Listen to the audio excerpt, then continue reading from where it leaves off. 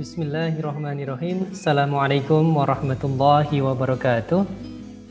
Selamat siang dan selamat datang kepada Bapak Ibu sekalian peserta konferensi pendidik Nusantara di hari kedua kali ini. Insya Allah di webinar ini kita juga tidak akan kalah dengan yang hari pertama kemarin. Kita sudah kedatangan tamu para panelis hebat dengan bidangnya masing-masing. Konferensi pendidik Nusantara yang mengangkat tema pendidikan di masa pandemi, antara evaluasi belajar dari rumah dan persiapan menuju kenormalan baru demi mewujudkan Indonesia merdeka belajar. Kita sadar bahwa well-being student sangatlah penting dalam proses pembelajaran. Sebagai orang tua, guru, pemerhati pendidikan, tentu kita harus senantiasa memperhatikan aspek lain sebagai pendukung keberhasilan sebuah program kegiatan belajar mengajar. Kesehatan mental salah satunya dalam institusi. Hal ini sangatlah penting untuk kita ketahui bersama. Selanjutnya akan kita dengarkan pemaparan dari para panelis kita di hari ini. Pada yang pertama kali ini, insya Allah akan disampaikan oleh kedua panelis kita, yaitu Ibu Rosalina Lili dan juga Ibu Nabila Ananda Kloping, seperti itu.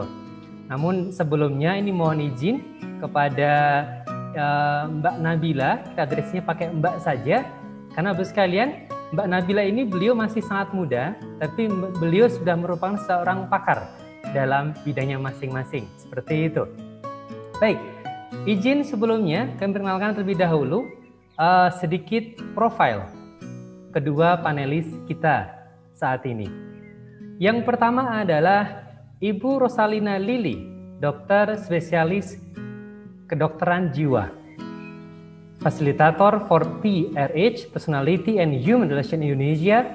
Beliau juga seorang main author of Well-being and Mental Health among Medical Students International Comparison, kemudian juga AMSA Indonesia Alumni Club. Kemudian yang kedua adalah Mbak Nabila Ananda Kloping. Beliau adalah Secretary Officers Asian Medical Students Association atau ANSA Indonesia 2019-2020. Seperti itu. Pada kesempatan kali ini, dua pembicara kita dari AMSA atau Asian Medical Student Association Indonesia akan memberikan gambaran kondisi kesehatan mental para siswa di Indonesia selama BDR dan yang diharapkan pada era kenormalan baru. Pada kesempatan kali ini, insya Allah beliau berdua juga akan mengupas tuntas beberapa topik, diantaranya adalah mengapa kesehatan mental menjadi sorotan yang lebih di masa pandemi. Yang kedua adalah apa yang terjadi di Indonesia dari segi kesehatan mental para peserta didik maupun pendidik selama BDR. Yang ketiga adalah apa yang perlu diperhatikan terkait kesehatan mental ketika sekolah dibuka kembali. Baik, kepada Ibu Rosalina Lili dan juga Mbak Nabila, kami persilahkan. Perkenalkan, nama saya Rosalina Lili, saya biasa dipanggil Lili. Kebetulan saya diminta dari AMSA Indonesia untuk sedikit menampilkan penelitian kami mengenai kesehatan mental pada mahasiswa kedokteran Indonesia. Jadi kalau ditanya mengapa kesehatan mental itu menjadi sorotan selama masa pandemi, ternyata dari hasil penelitian kami pada 1729 mahasiswa kedokteran Indonesia itu menunjukkan bahwa banyak masalah kesehatan mental yang dialami oleh mahasiswa kedokteran. Ini sendiri adalah penelitian kami baru di awal pandemi ya. Jadi mungkin setelah pandemi kalau kita teliti lagi mungkin dampaknya juga bisa lebih besar ya. Dan kita harus akui bahwa pandemi sendiri itu bukan situasi yang biasa, sehingga bisa menimbulkan masalah emosional bagi semua orang. Jadi tidak hanya untuk siswa, kita semua juga pasti terpengaruh dengan situasi yang tidak menentu saat ini ya. Dan kemudian emosi apa yang paling sering muncul saat situasi pandemi ini gitu. Ini kita juga perlu melihat sebelum kita lihat ini adalah sebenarnya emosi itu wajar atau tidak sih? Wajar apa tidak kita memiliki banyak emosi, misalnya sedih, takut, marah ya. Kita coba lihat sebentar.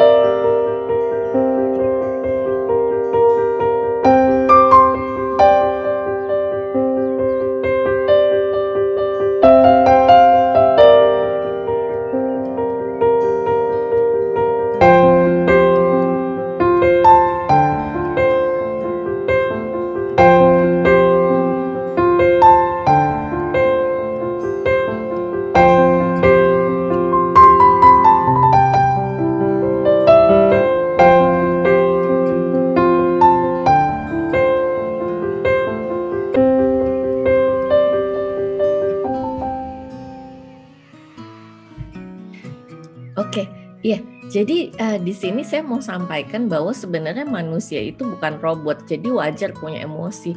Wajar kalau kita punya rasa marah ya dengan situasi yang ada, atau rasa sedih. Mungkin banyak dari kita juga kehilangan, juga misalnya kehilangan sulit bertemu dengan orang-orang kita cintai juga. Mungkin ada yang meninggal.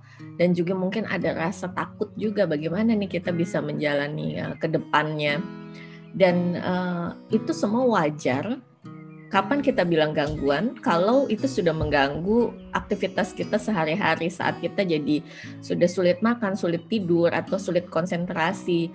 Dan saat-saat seperti ini lebih baik tidak sendiri, karena kita manusia makhluk sosial, kita butuh orang lain. Dan meminta tolong sendiri bukan tanda kelemahan, tapi itu butuh kerendahan hati untuk bilang kalau saya tidak sanggup sendirian. Kemudian setelah itu kalau kita tanya, ini pandemi kan berpengaruh terhadap emosi baik buat siswa maupun buat pengajar. Bagaimana kita bisa menjaga supaya emosi kita tetap baik selama menjalani proses ini ya.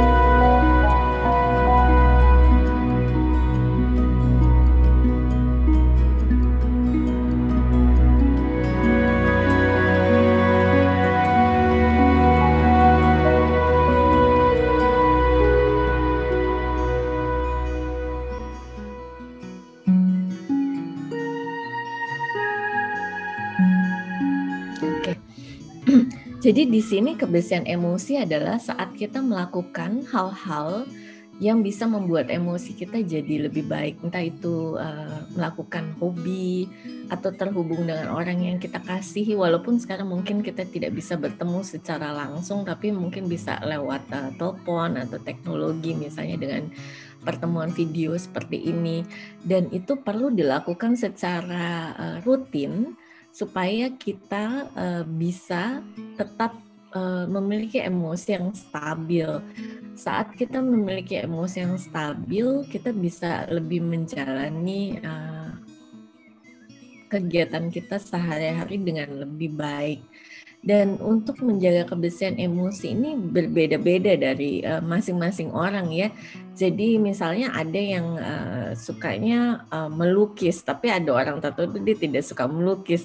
Ada ya orang tertentu yang dia jadi lebih tenang. Untuk orang lain musik ini jadi untuk menjaga kebersihan emosi itu kita mesti coba tanya ke diri sendiri apa yang nyaman buat saya, seperti itu. Dan yang terakhir adalah yang saya mau tampilkan adalah mungkin segala jenis perubahan yang ada saat ini membuat perasaan kita tidak nyaman atau takut, atau dengan adanya kehilangan ada rasa sedih, atau di pikiran kita pun juga bertanya-tanya, ya ini sampai kapan selesai pandemi, untuk selanjutnya bagaimana yang terbaik supaya kita bisa tetap melanjutkan proses belajar mengajar. Dan ini mungkin juga berpengaruh terhadap tubuh kita. Kita juga jadi ada yang bilang, aduh ini sulit sekali ya untuk bisa konsentrasi belajar menggunakan online, menggunakan komputer, banyak sekali kendala gitu ya.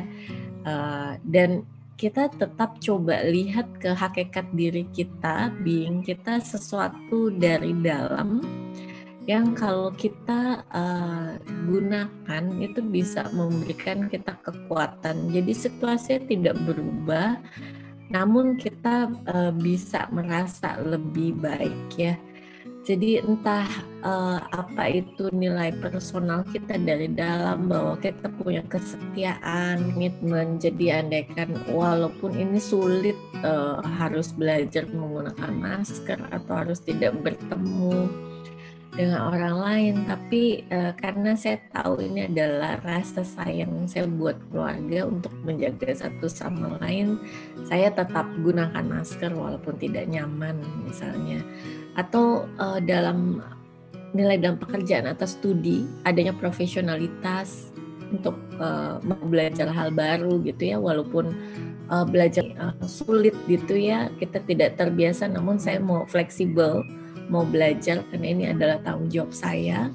Kemudian nilai dalam solidaritas, kita dalam komunitas kita punya solidaritas dan saling menolong satu sama lain. Kalau ada yang kesulitan kita juga mau sama-sama bantu. Saat kita bisa menghidupi nilai-nilai ini yang kita punya dari dalam, ini bisa tetap memberikan kita kekuatan untuk menjalani ini semua. Kemudian ini kalau ditanya hal apa yang perlu diperhatikan oleh pendidik dan siswa, yang pasti fokus tidak hanya pada akademis, karena bagaimana juga kesehatan mental itu, bagaimana perasaan kita menghadapi semua ini, apa kesulitan kita, itu tentunya berdampak besar sekali pada akademis ya. Kalau ada rasa sedih sehingga sulit bisa konsentrasi, tentu sulit bisa mengikuti proses belajar mengajar. Jadi penting untuk bisa ada ruang terbuka dan aman untuk mengekspresikan apa yang dialami seputar pandemi ini. Apa yang menjadi kesulitan saat ini dan hal apa yang bisa menjadi dukungan dan kekuatan dalam menghadapi situasi yang ada. Jadi bisa juga ini diadakan dalam pertemuan grup untuk bisa berbagi apa kesulitan saat ini, apa yang dirasakan saat ini. Namun di saat yang sama juga ada rasa aman, dalam arti yang lain juga tidak boleh menghakimi atau mengomentari ya harus begini atau harus seperti itu, karena semua perasaan yang kita alami itu adalah wajar dan valid gitu. Dan yang kedua adalah saat ada yang mengalami kesulitan, apakah ada yang bisa kita bantu satu sama lain. Dan ini juga dalam bentuk dukungan, ini bisa membuat ada perasaan kalau tidak sendirian, dan tentunya bisa juga memberikan kekuatan dalam menghidupi situasi yang ada saat ini. Sekian dari saya, selanjutnya akan dilanjutkan oleh Nanda untuk presentasi hasil penelitian kami. Terima kasih. Ya, selamat sore, salam sejahtera kepada kita semua. Perkenalkan, saya Nabila Ananda Kloping, biasa dipanggil Nanda, yang diamanahkan tahun kemarin sebagai Secretary of Research AMSA Indonesia 2019-2020. Terima kasih banyak Panitia KPN dan AMSA Indonesia atas kesempatannya, sehingga saya bisa berbicara hari ini sebagai panelis bersama Dr. Lili. Nah, di sini saya akan berbagi mengenai hasil penelitian AMSA Indonesia tahun kemarin berjudul Mental Health Mahasiswa Kedokteran Indonesia, yaitu sebuah penelitian deskriptif. Nah, ini adalah sebuah bentuk kerjasama AMSA Indonesia dengan Dr. Lili, Dr. Andrew, dan Dr. Sarah dari Oxford University, Dr. Citra dari Universitas Krida Wacana, dan saya sendiri dari Universitas Airlangga. Nah, di sini saya akan membagikan hasil penelitiannya berdasarkan evidence base, jadi juga akan mendukung dari semua statement mengapa mental health itu sangat penting, dan ternyata hal ini juga ditemukan sangat penting di mahasiswa kedokteran sebagai future health workers of Indonesia. Nah, di sini kami berhasil mengumpulkan 29 fakultas kedokteran yang merupakan anggota AMSA Indonesia yang bersedia untuk menjadi bagian dari penelitian ini. Kami menggunakan kuesioner online yang dibagikan dari periode Februari hingga Maret 2020. Dan dapat diperhatikan bahwa hasil dari penelitian ini adalah bentuk refleksi mental health mahasiswa kedokteran Indonesia sebelum pandemi. Nah, di akhir terkumpul 1.729 mahasiswa kedokteran. Nah, dari hasil penelitian ini, kami menemukan bahwa 290 mahasiswa itu memiliki kondisi gangguan kesehatan mental, di mana hal ini banyak terjadi bahkan sebelum memasuki sekolah kedokteran. Nah, penelitian ini berfokus pada burnout dan well-being mahasiswa kedokteran, di mana hasilnya menampilkan bahwa 95% mahasiswa merasa lelah dan 77% merasa muak dengan apa yang sedang dilakukannya sekarang, seperti pekerjaan ataupun studinya. Dan dari General Health Questionnaire, kami menemukan bahwa 74% diidentifikasi dengan kasus psikiatri ringan dan juga gangguan tidur, cemas, dan juga stres. 42% mahasiswa merasa lebih sering tidak bahagia dan juga mengalami depresi. Tapi di sisi lain, 80% dari responden masih merasa dapat melampaui masalah-masalah yang sedang dialaminya. Teman utama dari penelitian ini yang ingin kami highlight adalah studi hubungan interpersonal dan stres finansial itu merupakan sumber-sumber utama stres bagi mahasiswa kedokteran Indonesia. Dan penelitian ini juga berusaha mencari tahu apakah mahasiswa beralih kepada alkohol ataupun ketergantungan pada obat-obatan, tapi hasilnya temukan rendah, yaitu kurang dari 1%. Tetapi sayangnya karena melihat juga kebiasaan orang-orang Indonesia, yang seharusnya kami juga meneliti apakah mahasiswa juga bergantung pada alkohol ataupun pornografi, tetapi faktor-faktor ini tidak kami teliti, padahal seharusnya mungkin juga bisa menjadi faktor gangguan kesehatan mental. Nah, dari hasil ini kami merekomendasikan bahwa stigma terhadap kesehatan mental secara general harus dihapuskan, dan mungkin bahwa sistem pendidikan kedokteran Indonesia dapat dibuat lebih sensitif terhadap kondisi emosi mahasiswa, karena mahasiswa kedokteran diharuskan sangat mempelajari hal-hal yang sangat rumit, tapi kurang untuk diajarkan untuk sensitif terhadap dirinya sendiri dan orang lain secara emosi untuk melewati studi-studinya selama menjadi mahasiswa kedokteran. Dan juga mungkin dapat dibuat pernyataan konsensus mengenai kesehatan mental mahasiswa kedokteran Indonesia. Dan tentunya di akhir ingin saya ingatkan kembali bahwa hasil-hasil semua ini adalah kondisi kesehatan mental sebelum pandemi COVID-19 yang tentunya diperlukan update, yang mungkin saja hasilnya bisa sangat berbeda ataupun bisa juga lebih parah karena melihat kondisinya seperti ini yang tadi sudah Dr. Lili sampaikan. Ini diperlukan update untuk memahami lebih dalam secara evidence based kondisi kesehatan mental mahasiswa kedokteran Indonesia. Ya, sekian dari saya. Terima kasih banyak. Terima kasih kepada tadi Ibu Lili. Ibu, mohon izin Bu, baru tahu nama panggilannya Ibu Lili. Dan yang kedua juga kepada Mbak Nanda di sini. Terima kasih atas pemaparannya. Jadi dari sini bisa sedikit kita ambil kesimpulan bahwa salah satu hal yang juga harus kita perhatikan untuk anak-didik kita terutama, serta juga mungkin untuk kita di institusi, baik itu mungkin orang tua, juga mungkin guru sendiri, itu mesti diperhatikan dengan sangat. Karena kayak tadi disampaikan di awal itu bahwa ada dari sekitar 1.729 mahasiswa, ternyata sekitar 290 mengalami gangguan mental. Jadi oleh karenanya, Bapak Ibu sekalian sebagai pendidik, mari kita perhatikan hal ini seperti itu. Izin menyampaikan sedikit kesimpulan dari Bu Lili dan juga Mbak Nanda di sini. Yang pertama adalah bahwa manusia wajar untuk menunjukkan emosinya. Namun dibilang tidak wajar jika seandainya itu emosi tadi mengganggu aktivitas sehariannya. Ini yang pertama. Yang kedua, bahwa menjaga emosi tetap stabil itu sangat penting. Kenapa? Karena dengan emosi stabil kita bisa lebih produktif, lebih bersyukur, dan juga tentunya lebih bisa berbuat baik dengan sesama. Kemudian yang ketiga, kita juga hal yang perlu diperhatikan dalam kondisi saat ini, terutama bahwa sebagai pendidik dan juga sebagai siswa, selain akademik adalah menyediakan ruang terbuka dan juga aman tentunya untuk mengekspresikan apa yang dialami selama pandemik, dan tentunya juga kita butuh dukungan baik dari orang tersayang kita, untuk dekat kita, untuk apa? Menghilangkan semua kesan tersebut. Karena tidak dipungkiri bahwa pandemik ini mungkin kelihatannya kecil, kita nggak tahu seperti apa, tapi satu hal ini cukup berdampak besar di seluruh dunia. Oleh karenanya harapan kita setelah nanti kita membuka sekolah dengan mungkin new normal tadi, tetap terjaga kesehatan mental anak-anak kita. Ini harapan kita bersama.